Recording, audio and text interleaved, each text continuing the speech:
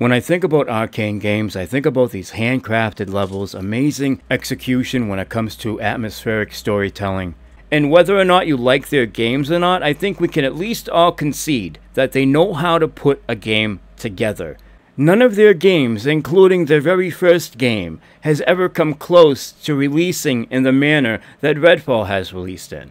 It's a total disgrace for a AAA game, and Xbox should be offering refunds for anybody that purchased it. However, if you think Arcane is totally responsible for this mess, you clearly don't know how this industry works. Decisions are coming from the top down. And if you're wondering why I think that, it's because Arcane has gone on the record before and told us exactly what they don't like when it comes to game design. Things they don't like using, including ladders. And as you might have guessed it, Redfall has a bunch of ladders.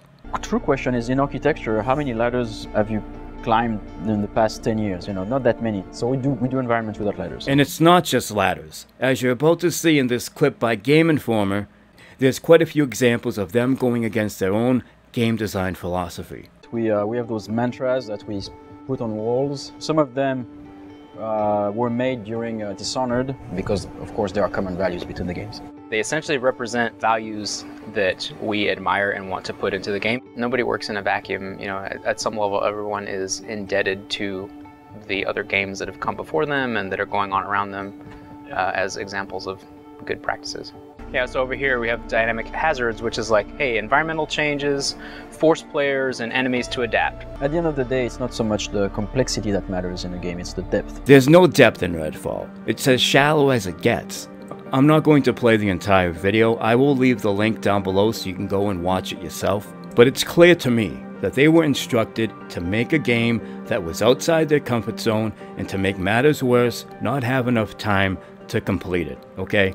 That to me speaks to bad leadership. The leadership over at Xbox is a little bit suspect at the moment. There's no way they didn't see this coming. There's no way they didn't know that this game needed more time, and they let it out into the wild anyhow. They should have delayed it. They should have told Arcane to lean into their strengths, do what you're good at, instead of chasing trends and making another fucking looter shooter like there's not enough of those. Arcane should have had the option to make a second Prey, which in my opinion, one of the best games ever made. If you're unaware, that game was supposed to be about a bounty hunter. Somewhere along the line, they had a change of direction. And usually when that happens, it doesn't end well. And I remember being a bit bummed out because I liked what I saw initially. I didn't want it to change. So many of us were skeptical, but when I played that motherfucker, I remember being blown away. I was almost in disbelief at how good the game was. A fucking masterclass of atmospheric storytelling and level design.